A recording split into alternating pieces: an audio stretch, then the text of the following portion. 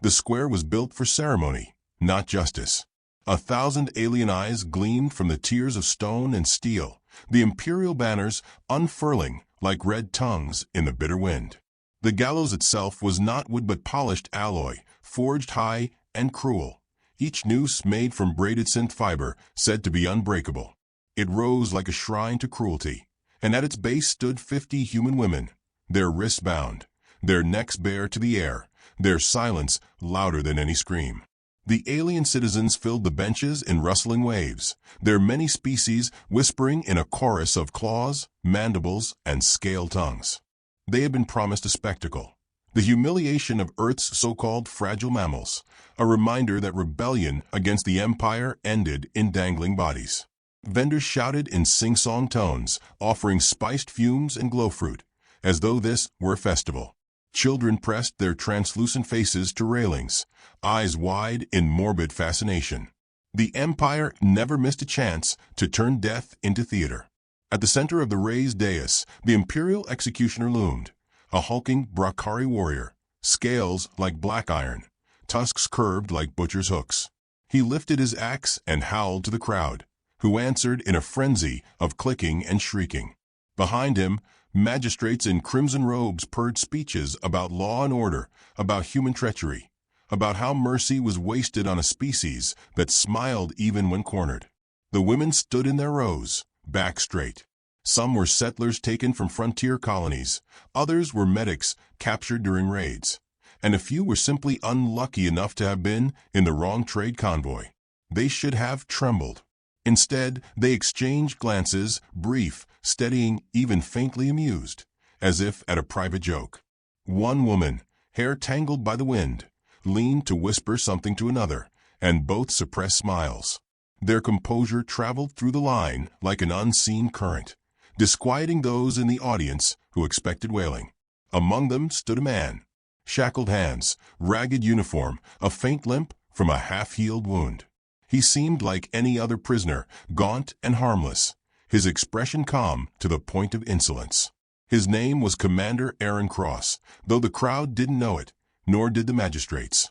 To them, he was just another mammal dragged in to be paraded before the ropes. His eyes, however, gray, steady, glinting with humor, marked him as something more dangerous than a weapon. The Brakari executioner stomped forward, voice booming through the amplifiers. Today the Empire shows its mercy. 50 human women, spared from the slaughter fields, will instead serve as warnings. Look upon them, citizens, and remember what awaits rebels. He raised his axe, pointing it at the rows of women. Behold the end of Earth's defiance. The crowd cheered. Sparks fell from the banners. A magistrate spoke next, voice dripping with contempt. Humans, do you wish to beg? Do you wish to weep for forgiveness before your betters? The silence of the women was cutting. Some of the aliens muttered. It was improper, they thought, for prey to stand so still. Finally, Commander Cross cleared his throat, voice mild and conversational. Lovely day for a hanging, isn't it? Heads turned, mandibles clicked, antennae twitched. The Brakari executioner snarled, tusks rattling. Silence, mammal. Cross tilted his head politely. Oh, forgive me. I was just admiring the craftsmanship. Fine rope work. Though if I may, synth fiber stretches poorly in cold air.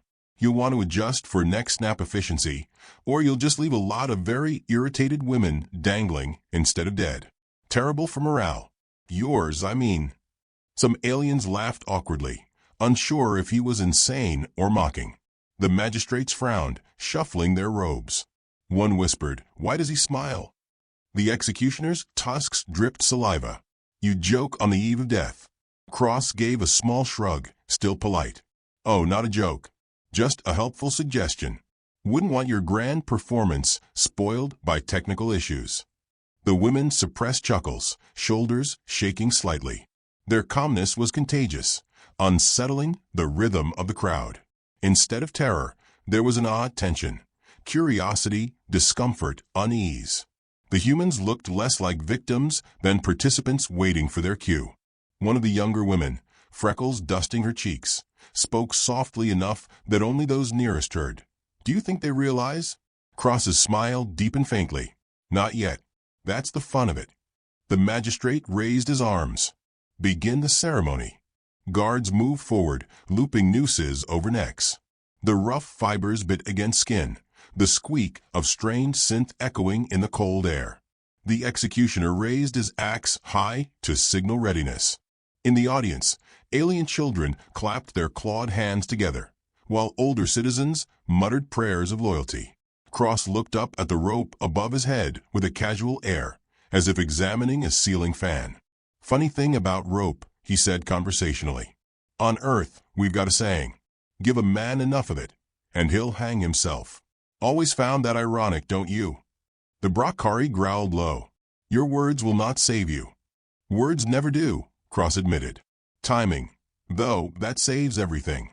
The wind picked up, carrying a low vibration. Most of the crowd assumed it was the banners rattling or distant thunder. The magistrates paid no mind. The executioner lifted his axe, tusks gleaming, muscles coiled. Cross closed his eyes briefly, inhaled, and exhaled like a man centering himself before speech. He whispered almost gently, "You really shouldn't have picked today." At first no one reacted, for the words were soft, carried only to the ears of those nearest. But the women heard, and in their stillness, something changed. Their shoulders straightened, eyes sharpened, jaws clenched not in fear, but in anticipation. One whispered prayer turned into a murmur, not of supplication, but of readiness. The crowd sensed it and shifted, murmurs rippling like disturbed water. The Brockari executioner hesitated, tusks grinding. Why did prey not tremble? Why did they stare back with such terrible calm? His grip on the axe tightened, uncertain. Cross opened his eyes, and the gray steel within them gleamed. He smiled again, but this time the humor was thinner, edged with something colder. His shackled hands twitched against the cuffs, not in struggle but in patience, as though waiting for a clock to strike. Above the arena, unnoticed against the gray sky, a faint rumble deepened. It might have been thunder, or it might have been something else entirely. The magistrate hissed impatiently, "Executioner, do it. Show them the Empire's power." The axe rose higher, its blade catching the light. The crowd leaned forward in hunger. Commander Aaron Cross tilted his head, voice just loud enough now to carry. Show them, indeed. And with that, the air trembled once more, not from wind or banners, but from engines far above, drawing nearer. The axe hovered in the air, suspended not by hesitation, but by something stranger, an unspoken weight that pressed against the square. The Brockari executioner snarled low in his throat, sensing it yet unwilling to admit fear before the crowd. The magistrates fidgeted, their crimson robes rippling in the wind, eyes darting from the prisoners to the restless tears of alien citizens. 1,000 gazes fixed on the humans, waiting for their collapse into terror. But collapse never came. The women stood, ropes grazing their throats, their silence steady, their composure bordering on insolence. One adjusted her shoulders as though settling into a chair. Another closed her eyes, lips moving silently, not in prayer, but in the rhythm of a remembered song. A mother with hair graying at the temples stroked her bound wrists against her dress, as if tucking in a child. The crowd stirred uncomfortably. This was not the trembling obedience they had paid to see. The magistrate attempted to recover the mood, his voice booming through the amplifiers. Behold them, citizens. Even in their final breaths, these humans cling to stubborn silence. It is proof of their stupidity, their refusal to acknowledge the Empire's supremacy. A ripple of nervous laughter followed, thin and brittle. Cross smiled faintly, as though entertained by bad theater. "Supremacy's a tricky thing," he said conversationally, his voice carrying across the arena. "One minute you've got it, the next you're standing in a field wondering where the cows went." The magistrate blinked. "Cows? Ah, yes," Cross said pleasantly. "Domesticated earth animals. Large, tasty, occasionally prone to stampedes. Lovely creatures, though not much for empire building. Still, when they get moving, you learn to get out of the way." The Brockari executioner spat. "You compare yourselves to herd animals." Cross tilted his head, eyes glinting with irony. "Oh no, We compare our enemies to the ones standing in the field when the herd decides to run. The crowd murmured uneasily, humor twisted into menace, hidden within the folds of polite speech. Several spectators glanced skyward, where the faint rumble still lingered. The magistrates hissed orders to the guards to check communications, but static fuzzed across their devices. A guard barked into a transmitter only to receive garbled echoes. Cross noticed, his smile deepening. Oh dear, trouble with the radio? Must be interference. Happens sometimes. Sunspots, solar flares, angry neighbors. Hard to keep the airwaves polite these days. One of the women chuckled softly, a sound like a bell in the cold. The aliens near the front stiffened at the sound. It was too light, too confident. An elder karate matron leaned to her companion. They do not act like condemned. They act like players in a hidden drama. The Brockari executioner roared to drown the disquiet. Begin the hanging. No more delays. He gestured to his guards, who pulled taut on the ropes. The fibers strained, creaked, bit into the women's necks. Gasps rose from the audience, eager for the moment of finality. And yet, the women did not break. One closed her eyes and whispered, "Thanksgiving dinner at my aunt's place always smelled like burnt turkey."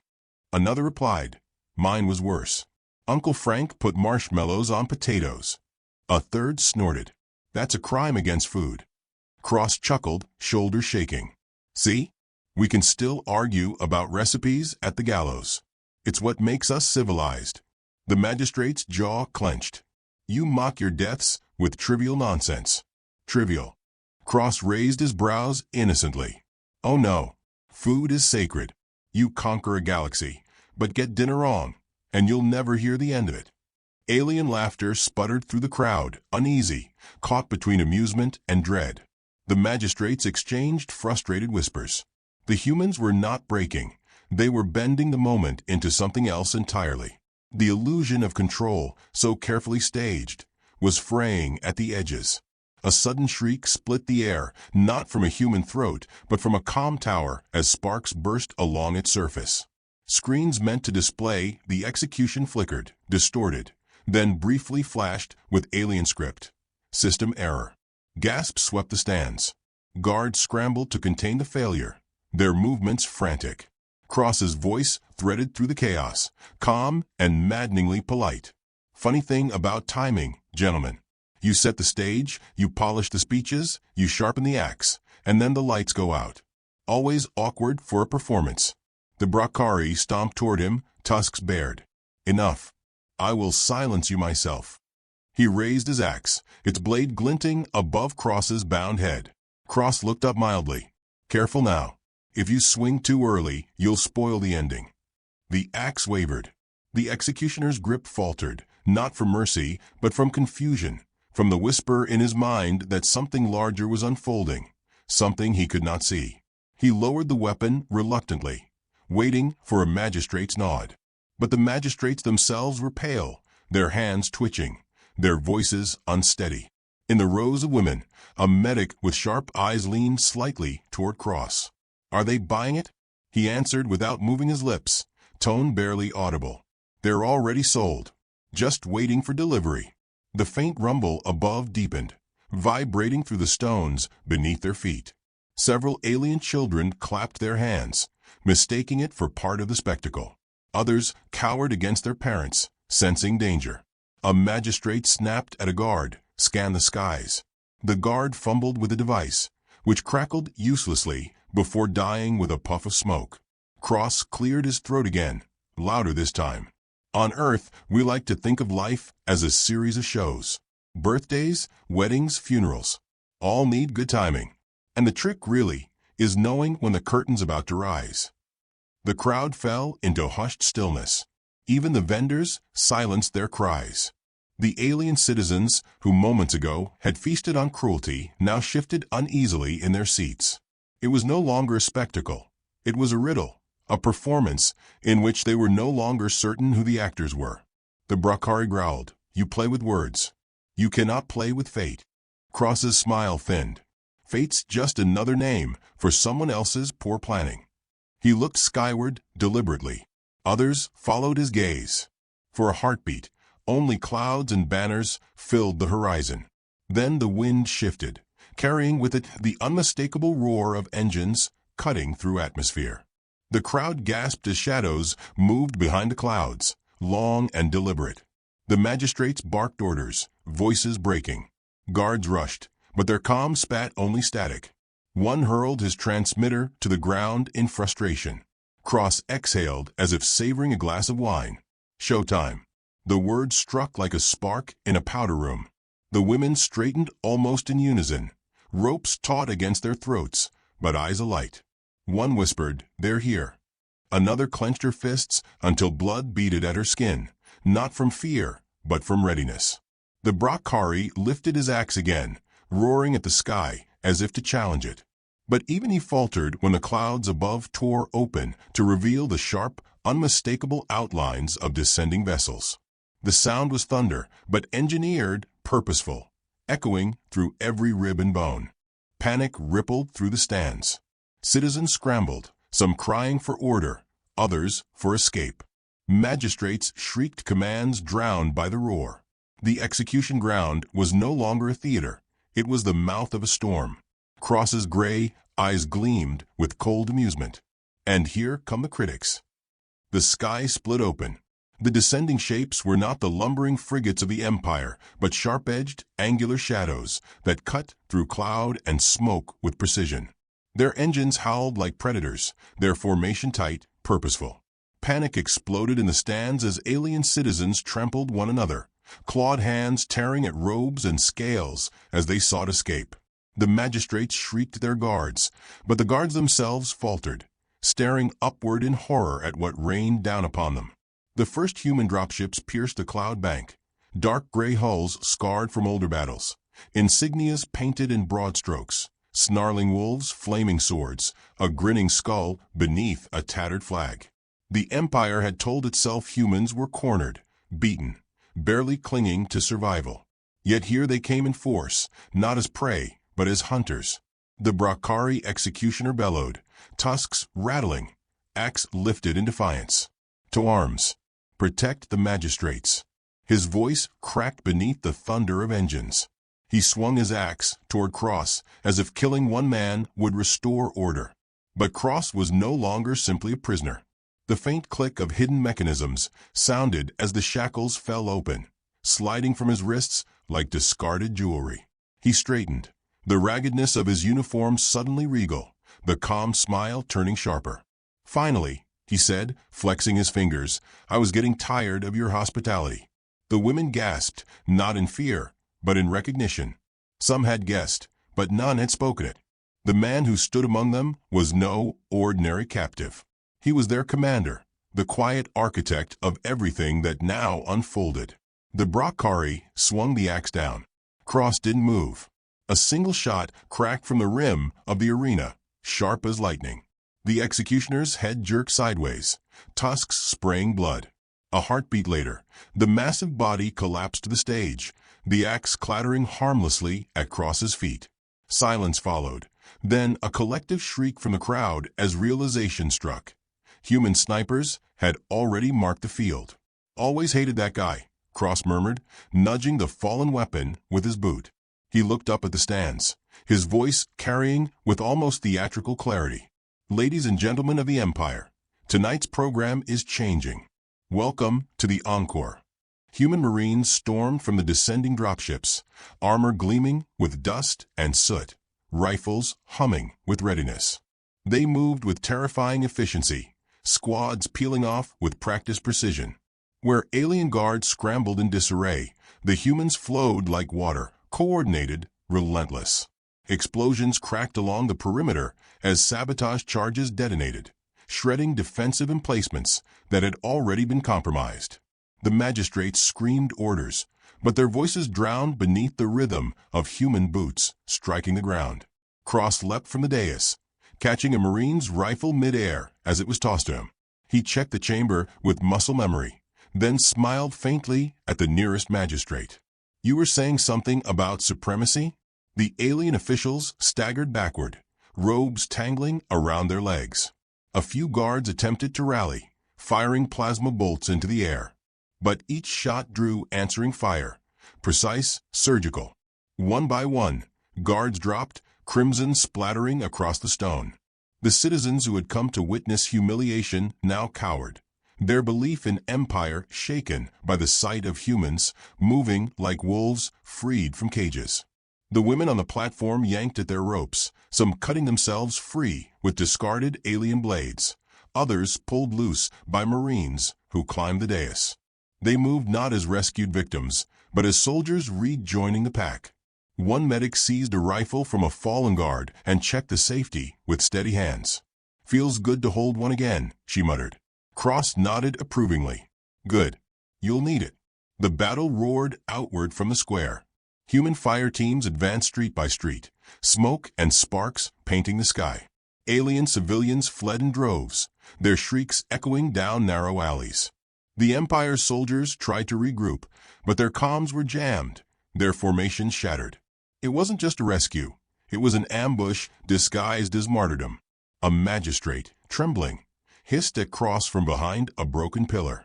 "You cannot win against the Empire. We are endless." Cross leveled his rifle, the barrel steady. His smile was polite, almost kind. "Endless? That's exhausting. You ought to take a break." He fired. The magistrate's body crumpled without ceremony. Humor laced through the chaos, unnerving the aliens more than violence. Marines shouted quips over comms as they advanced. "Package secured. Save me a seat at the barbecue." "Somebody remind HQ we're charging overtime for this." Their banter was light, but their eyes cold, their movements merciless. One alien captain managed to rally a knot of soldiers at the north gate. "Hold. They are flesh and bone. Strike them down." His rally lasted 3 breaths before a Marine grenade bounced at their feet, scattering limbs and smoke. Through the haze walked a young sergeant humming a tune, stepping over corpses with casual disdain. "Flesh and bone, sure," he said. "Teeth and fire too, friend." Cross led the charge through the square, his presence magnetic. The women clustered near him, some armed, some simply running, beside the Marines. He paused at the fallen executioner, picked up the tusked head, and tossed it aside. "There's your warning, Empire. Never mistake silence for surrender." The battle was not one-sided.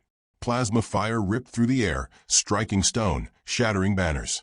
A Marine stumbled, armor sparking, before a comrade hauled him upright. Humans bled, but they did not falter. They pressed forward with ruthless intent, not simply to escape but to occupy, to dominate. Above, the dropships continued to descend, disgorging reinforcements.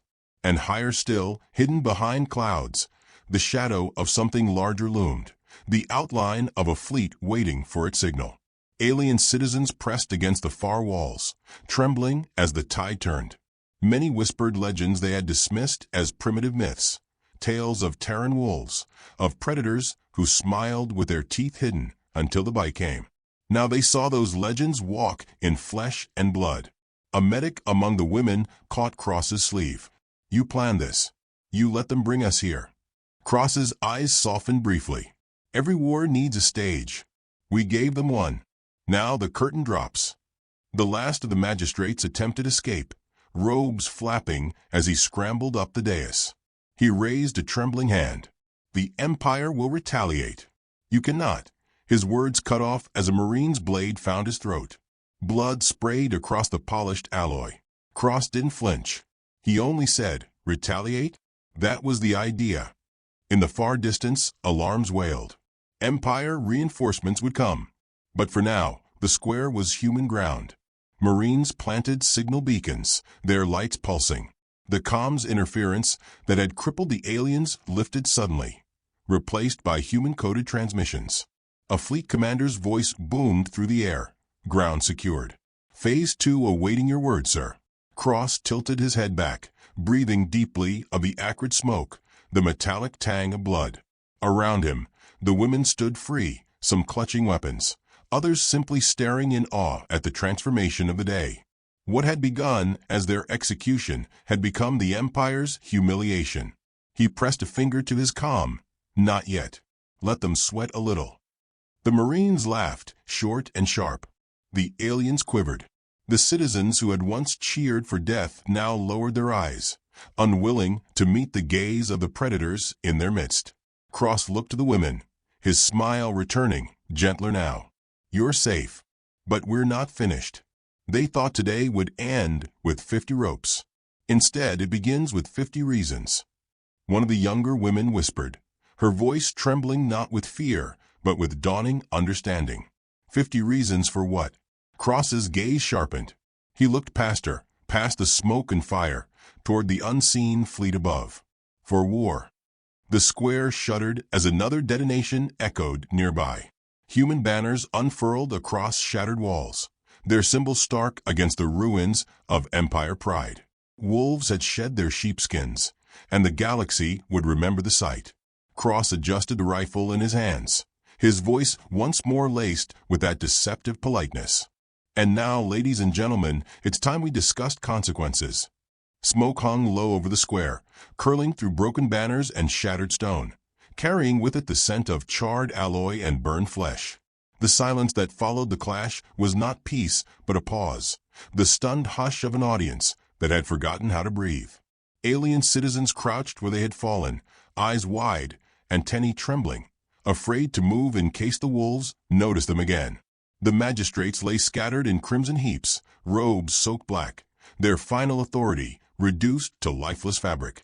The Brockari executioner's headless corpse sprawled across the dais, tusks glistening in the light of distant fires.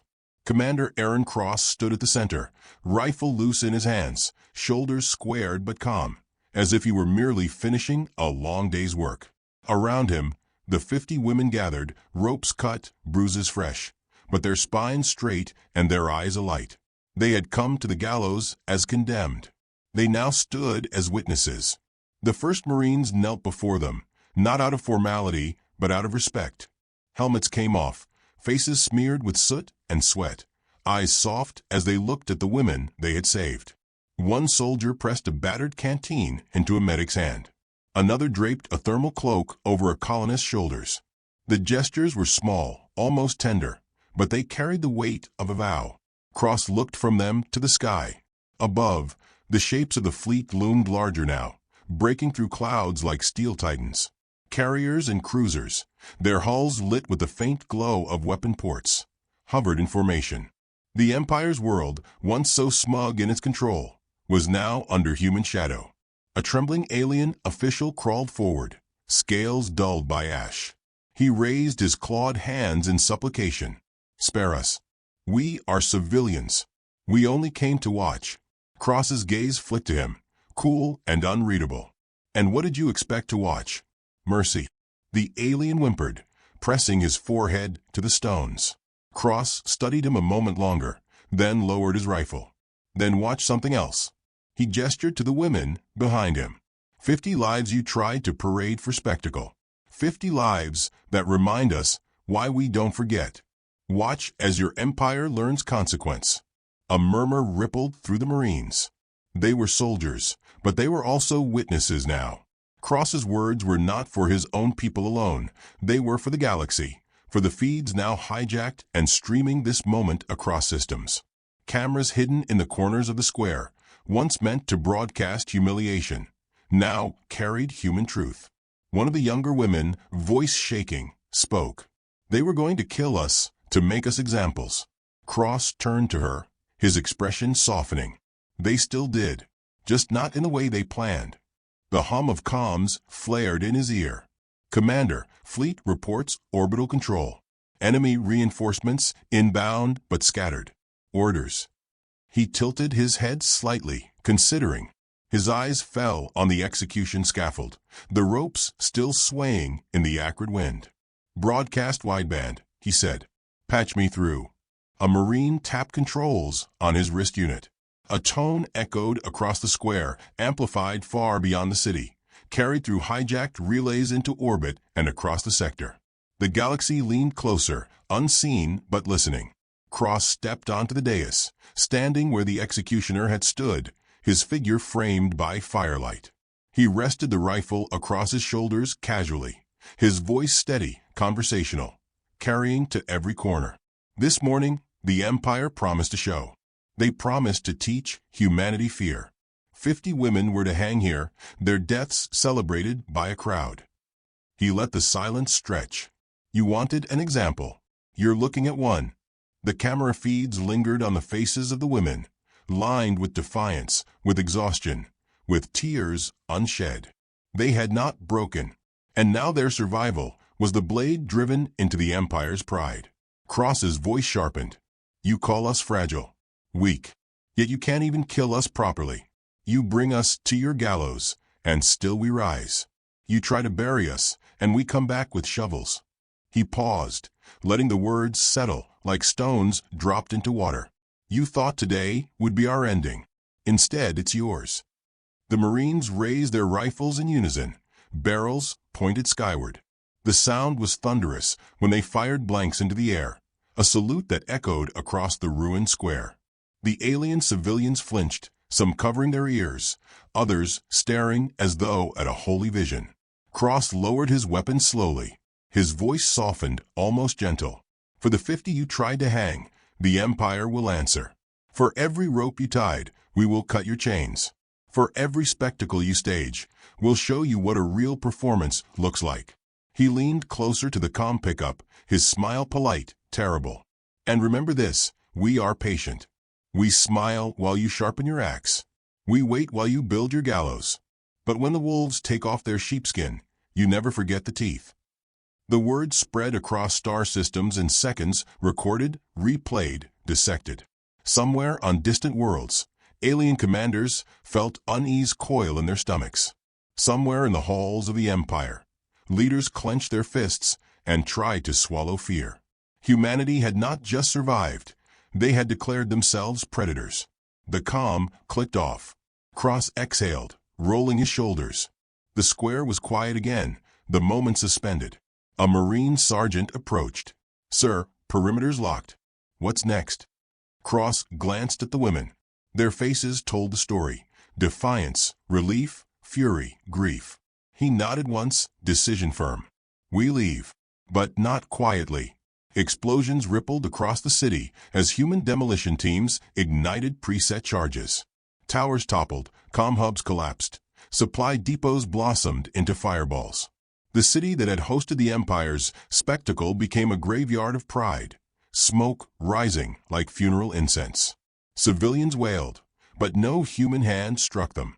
The lesson was not slaughter. It was humiliation. The women were escorted to the dropships, Marines shielding them with armored bodies. One young colonist stumbled, knees buckling. A Marine caught her, steadying her gently. Easy there. Show's over. She whispered back, trembling. No, it's just beginning. Cross walked last, his stride unhurried. At the edge of the square, he paused, looking back once more at the scaffold. The ropes still swayed, empty, their shadows long against the stones. He lifted his rifle in a final salute. For the 50, he whispered. The dropships roared to life, their engines igniting dust storms. The citizens watched as humanity rose into the sky, leaving behind fire and silence. High above, the fleet shifted, forming into attack lines. The Empire's reinforcements blinked onto scanners, warships bristling with weapons, confident in their numbers. But they entered an arena already stacked against them. Human ships moved like chess pieces, coordinated, efficient. Every Empire cruiser that appeared found itself flanked, its shields pierced before it could orient. From the cockpit of his command vessel, Cross watched the engagement unfold, hands clasped behind his back. Let them come, he murmured. Every war needs an audience. Plasma fire streaked through the void, painting it in arcs of green and red. Human ships took hits, but returned them tenfold. An Empire destroyer erupted in flame, fragments scattering like sparks across the stars. Another turned to flee, only to be caught in a crossfire and torn apart. The Empire's endless tide suddenly looked fragile, like glass under pressure. Cross leaned toward the comm officer. Keep the feeds live. They need to see it. Every world, every station. Let them watch what happens when you threaten our own. On the deck around him, Marines and officers moved with steady precision, voices calm even in the heat of combat. Their banter carried still, light, irreverent. 2 cruisers down. Anybody bring marshmallows? Save me the big piece when that carrier cracks. It was madness and composure blended, the mask of wolves smiling even as they killed. The fleet shuddered as another Empire warship exploded, the shockwave rattling scanners. Cross's voice remained steady. Phase 2 complete. Hold formation. Make them understand. And as the last of the Empire's reinforcements broke apart in the dark, the message was written not in words, but in fire. Humanity would not be paraded, would not be broken. For the 50 ropes, for the insult carved into their pride, they had answered with steel and flame. On the surface far below, alien citizens watched the sky burn. The gallows still stood, its rope swaying, but now it was a monument to failure. Cross closed his eyes briefly, the weight of it pressing on him. Not victory, but inevitability. When he opened them again, his gaze was iron. For the 50, he repeated, softer, as if to himself. The comm crackled. Commander, sector secure. Orders. He breathed once, steady, then gave the word. Advance.